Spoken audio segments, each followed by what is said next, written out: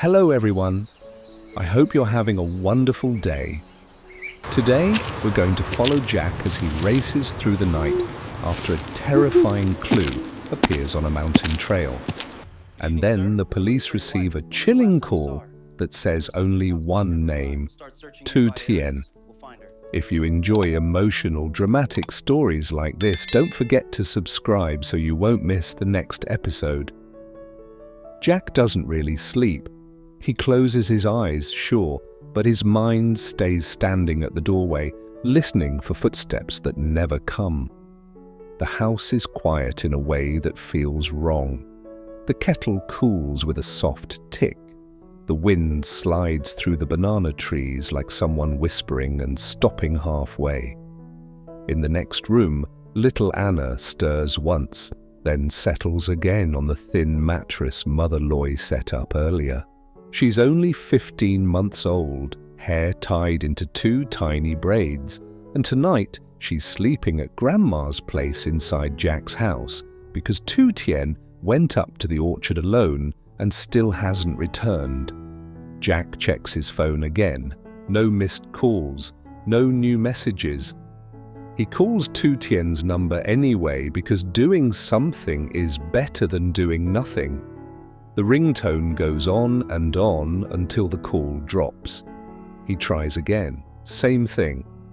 He stands at the window and looks down the dirt road that cuts through the fields. Under the moonlight, the road looks like a pale ribbon leading nowhere. He tells himself 100 versions of the same hope. Maybe she stayed late. Maybe the path was muddy. Maybe she ran into someone and stopped to help. Maybe her phone died. But every maybe collapses under one simple fact. Tu Tien always tells him. Even if it's late, even if it's small, she always finds a way to let him know. By morning, Jack is already dressed. He washes his face, puts on a jacket, and walks into the main room like he expects to see her there, stirring rice porridge, scolding him gently for worrying too much. Instead, he sees Anna sitting up sleepily, rubbing her eyes, looking around as if she also feels the missing space. "Mommy," Anna mumbles, soft and unsure. Jack's throat tightens. He forces a smile and lifts her. "Mommy will be back soon, okay? We're going to look for her." He sets Anna with Mother Ly first. Mother Ly arrives quickly after Jack calls, her hair hastily pinned, eyes already red. Uncle Dung comes too, carrying a small bag of snacks and a thermos like he's preparing for a long day. "You go," Mother Ly tells Jack, taking Anna into her arms. "Don't bring the baby into crowds. I'll stay here with her. You focus." Jack nods, grateful and miserable at the same time. He grabs his keys and heads to the white pickup. The engine starts with a low rumble, and for a second he just sits there, hands on the steering wheel, breathing hard. "Think," he tells himself. "Start where people talk." The district market is his first stop, not because he believes Tu Tien is shopping like nothing happened, but because markets remember everything. If a woman walked through with a heavy carrying basket, if she asked for help, if she looked unwell, someone would have noticed. Jack parks near the entrance and pushes into the crowd. It's the same market noise as always, vendors calling out prices, motorbikes creeping through gaps, the smell of grilled food mixing with fish and wet vegetables. Normally, Tu Tien loves the energy. Today, the sound only makes Jack feel lonelier.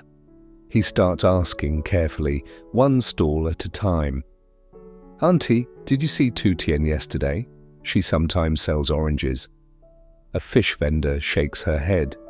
"Not yesterday. I would remember her." He asks the woman who sells sandals. Then the man with the sugarcane press. Then the noodle shop owner. Each answer is the same. No one saw her. No one heard anything. No one knows. And the more people say no, the more Jack's stomach sinks. Because if Tu Tien had reached the market, someone would have noticed. She's not invisible. She's the kind of person who speaks kindly, who helps children tie their shoes, who asks vendors how their families are doing. People remember her. Jack leaves the market and drives toward the edge of town where the road narrows and the hills begin. He stops twice to ask farmers working near the fields. One man wipes sweat from his brow and thinks hard. "I saw a woman on the path yesterday," he says slowly. "But it could be anyone. Many people carry baskets this season." "Did she have long hair? A faded jacket?" Jack asks, holding up his phone with a photo. The man squints, then shakes his head again. "Sorry, son, I don't want to lie to you." Jack thanks him and drives on, gripping the wheel tighter. By late morning, he's back home because the police said they would call if they found anything. Waiting feels like being stuck underwater. He tries to stay busy, but nothing holds his attention. He fills a pot with water, turns on the stove, then forgets why he started. He wipes the table, then wipes it again. He walks to the gate and stares down the road until his eyes burn.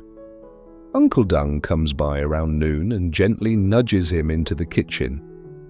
"Eat something, even a few bites. Your body can't run on panic." Mother Loy cooks quietly, while Anna plays on the mat with a plastic cup and a spoon, tapping them together like she's making serious music. Every time the front gate creaks in the wind, Anna looks up, hopeful. Every time it's only wind, she looks back down, confused. Jack tries to swallow rice, but it feels like dust in his mouth. He puts the bowl down and presses his palms to his eyes. "I should have gone with her," he says, voice rough. "I should have told her not to go alone." Mother Loy doesn't scold him. She sits across from him, steady and warm. "Jack, listen to me. A person who wants to harm someone chooses a moment. If it wasn't yesterday, it could have been another day. Don't punish yourself with that." Uncle Dung nods. "What matters is what we do now. You're doing everything you can." Jack looks up, eyes wet. "I just need one sign, anything, something that says she's still out there." The afternoon stretches painfully. Jack keeps his phone in his hand, thumb hovering over Tu Tien's contact like pressing call might change the universe. He checks the battery. He checks the signal. He checks the time. He checks the road. Then, as the light starts to thin and the sky shifts toward evening, the phone finally rings. Jack freezes. His heart slams so hard it hurts. He looks at the screen. Officer Thu. He answers so fast his voice breaks. "Hello? Officer?" Officer Thu's tone is professional, but there's urgency in it. "Mr. Jack, we found something. I need you to stay calm and listen." Jack stands up so quickly the chair scrapes the floor. Mother Loy is already on her feet, Anna in her arms, watching Jack's face like she understands the shape of fear. "What did you find?" Jack asks. "A woven carrying basket," Officer Thu says, "and blood traces near it. Not a lot, but enough that we're treating this as a serious case." For a second, Jack can't breathe. The room seems to tilt. He grips the edge of the table until his fingers ache. "Is she there?" Jack forces out. "Did you find her?" "No," Officer Thu replies. "She is not at the scene. We are expanding the search in the area now. I need you to come to the station tonight. Bring a recent photo, what she wore, and any detail about her route." Jack's voice shakes. "I'm coming right now." He ends the call and just stands there, trembling. It's terrifying, but it's also a thread, proof that Tu Tien didn't simply vanish like smoke. Mother Loy steps closer, voice soft. "Drive safely, Jack. Don't lose yourself on the road." Uncle Dung places a firm hand on Jack's shoulder. This is not the end. This is the start of finding her. Jack looks toward the darkening hills beyond the fields. Somewhere up there, on a narrow path, there is evidence. There is a story that the ground is trying to tell. And Jack makes a silent promise, the kind that feels like a vow. "Hold on, Tu Tien, if you can hear me, hold on, because I'm coming." Jack drives to the station like he's trying to outrun his own thoughts. The headlights sweep across empty fields, then climb into darker roads where the hills begin. Every bump in the pavement feels too loud. Every second feels stolen. At home, Mother Ly keeps Anna close. The little girl keeps turning her head toward the gate like she's waiting for a familiar step. She doesn't cry yet. She just watches, quietly, like she's learning what worry looks like from the adults around her. At the station, Officer Thu meets Jack at the door. She's calm, but her eyes are sharp and tired, the way people look when they've been working cases too long without real rest. "Mr. Jack," she says, guiding him down a hallway. "I need details. Exactly where does Tu Tien usually harvest? Which path does she take back? Any unusual calls, messages, and anyone asking about her recently?" Jack's hands shake as he pulls up photos on his phone. Tu Tien smiling in the garden, Tu Tien with Anna on her hip, Tu Tien standing beside a basket of oranges. He swallows hard. "She went alone," he says. "When I'm not home, she walks. She always walks. Same trail, same time. She knows that mountain like she knows our kitchen." Officer Thu nods, writing. "What was she carrying?" "A gui, a woven carrying basket, and a knife for harvesting. She wore a dark jacket, shoes, sandals with straps. She said she'd be back before sunset." Officer Thu looks up. "Did she have a phone?" "Yes." Jack's voice cracks. "And she always answers me. Always." They move into a small room where a map is spread across a table. Officer Thu points to a thin line running along a ridge. "This is the trail where we found the basket," she says. "A local hiker called it in. Our team confirmed blood traces near the edge of the path. Not enough to say fatal, but enough to say she was hurt." Jack grips the table until his knuckles whiten. "So she could still be alive?" "She could," Officer Thu says, steady. "That's why we're moving fast." Jack forces himself to breathe. "Who's searching?" "Patrol units, local volunteers, and a team moving up with lights," Officer Thu replies. "We're also checking any camera coverage from roads that lead down from that mountain. If someone took her by vehicle, there's a chance we catch a plate or a silhouette."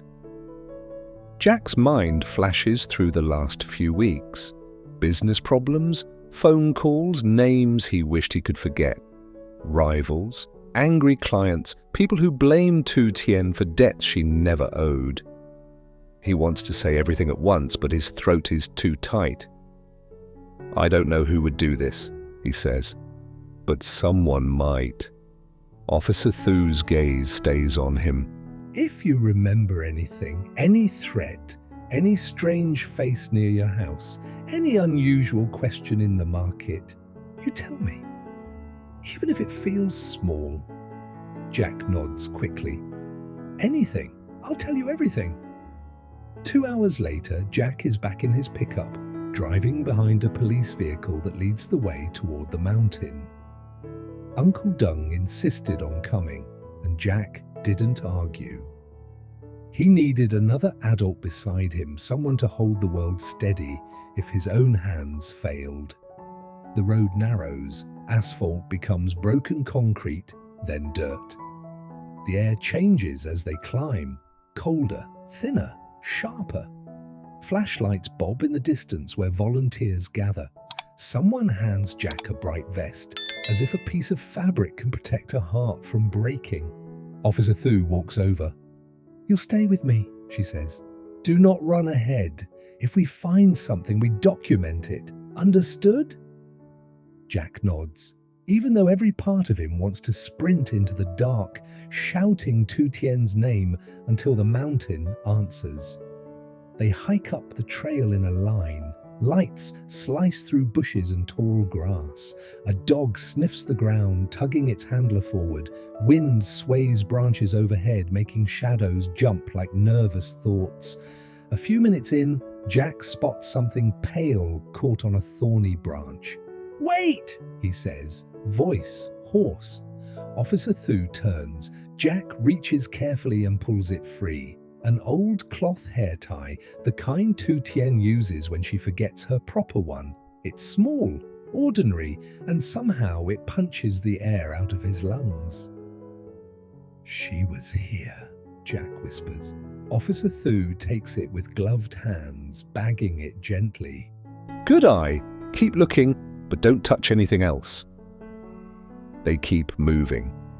The dog circles, sniffs again, then pulls toward the left side of the trail where the ground slopes down. A volunteer points his flashlight. The beam catches a darker stain near a rock, and beside it, the edge of a woven strap. Jack's vision blurs. He stumbles forward, but Uncle Dung catches his elbow. "Easy," Uncle Dung murmurs. "Let them do it." Officer Thu crouches, examining the area. "This is where the basket was found," she says. "See the scuff marks? Someone slid down here or was pulled." Jack's mouth is dry. "Did she fall?" "Possibly," Officer Thu replies. "Or she was dragged. We don't decide yet. We follow evidence." The dog suddenly stiffens, then moves again, nose close to the ground. It leads them down a thinner path that breaks off from the main trail. The brush grows thicker. The slope steepens. Footing becomes tricky. Jack's mind plays cruel images on repeat. Tu Tien calling for help. Tu Tien lying alone. Tu Tien too weak to move. He bites the inside of his cheek to stay present. Then they find something that makes the entire group go quiet. A sandal. A single strapped sandal, half buried in dirt near the edge of a small stream. Jack recognizes it instantly. He bought it for her months ago because she said the old ones hurt her feet.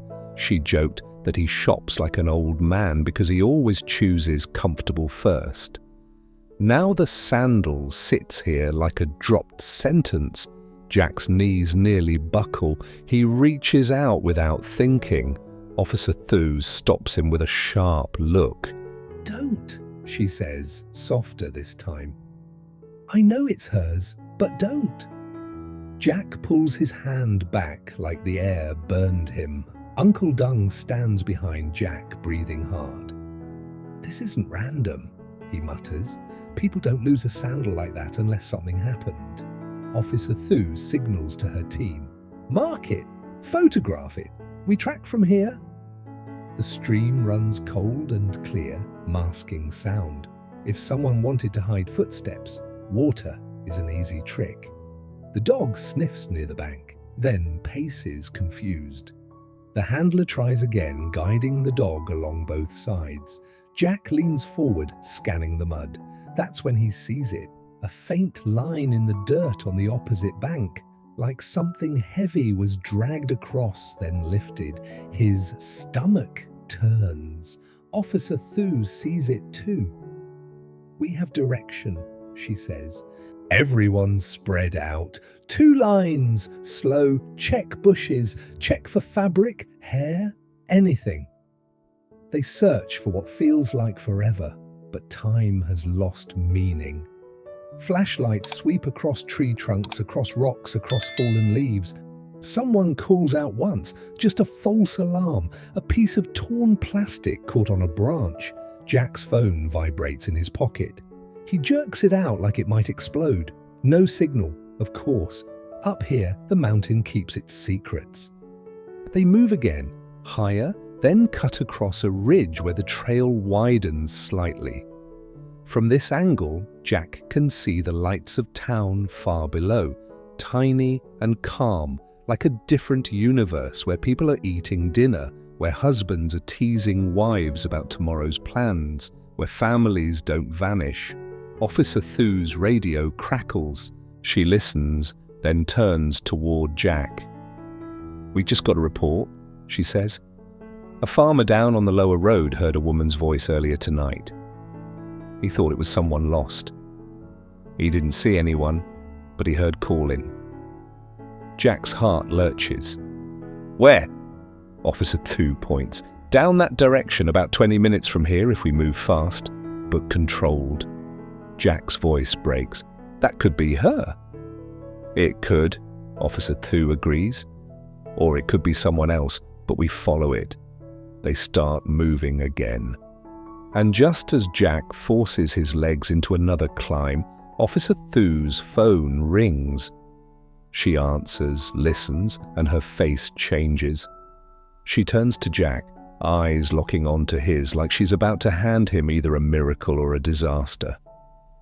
"Mr. Jack," she says quietly, "we just received an incoming call on the hotline. The caller didn't speak to dispatch. They only said one name." Jack can't breathe. "What name?" Officer Thu swallows. "Tu Tien." After Tu Tien disappears on her way home from harvesting oranges, Jack searches the market and town for hours, but nobody has seen her. He returns home hollow, staring at his phone and waiting for the police to call. Mother Loy and Uncle Dung come over to cook, watch Anna, and keep Jack calm so fear won't wreck his health or distract him before the Min Hung project begins. By late afternoon, Officer Thu finally calls with a chilling lead. Blood traces and a woven carrying basket, believed to be Tu Tien's, were found on a narrow mountain trail. Jack's despair flips into urgent hope as he rushes to the station, ready to join the search and demand answers. Is she alive? Where is she now? And who would do this? One small clue becomes a lifeline as night closes in.